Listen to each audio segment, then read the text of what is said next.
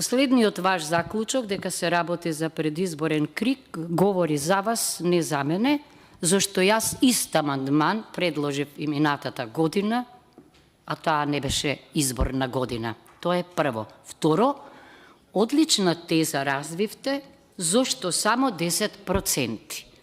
Да, зашто само 10%? Можеби од оваа комисија може да произлезе 30% покачување. Зошто?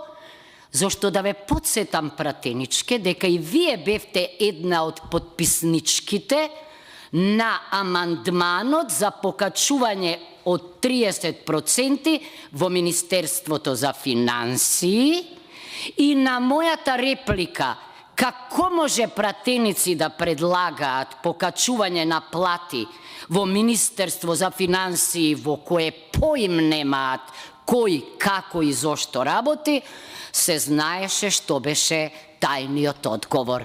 Така ви кажаа. Зошто 10%? Заради скромност. Заради скромност.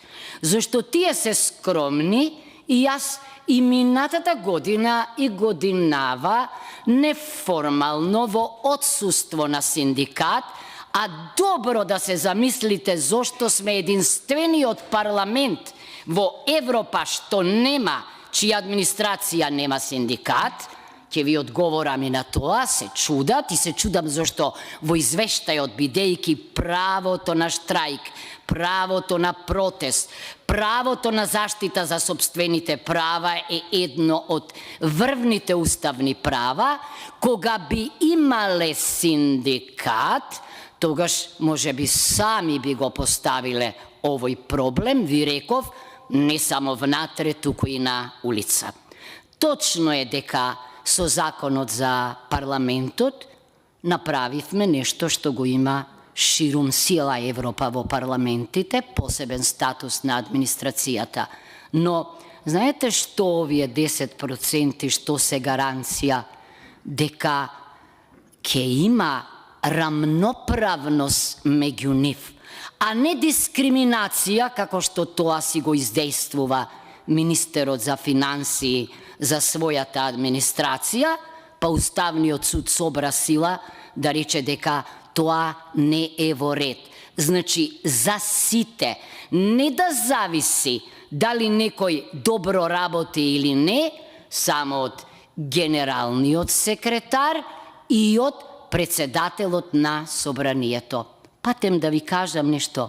Генералните секретари во европските парламенти не се избрани и именувани како кај нас, туку, значи се бираат како и другите во администрацијата, на конкурс, врз основа на стручност и компетентност и мора да бидат политички и партиски целосно неутрални. Значи, наградување што зависи од дискреционо овластување, за мене е проблематично.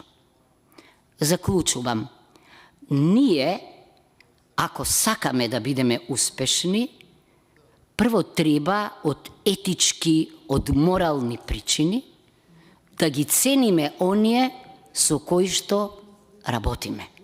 Нивниот труд правилно да го вреднуваме, зашто дури и вакво минимално покачување од 10% сепак е гаранција за стимулирање на добрите и најдобрите и, ако сакате, дестимулирање на дискреционото постапување. Далеку, значи, од умоте дека јас ова го правам, што сум го направила и лани, не.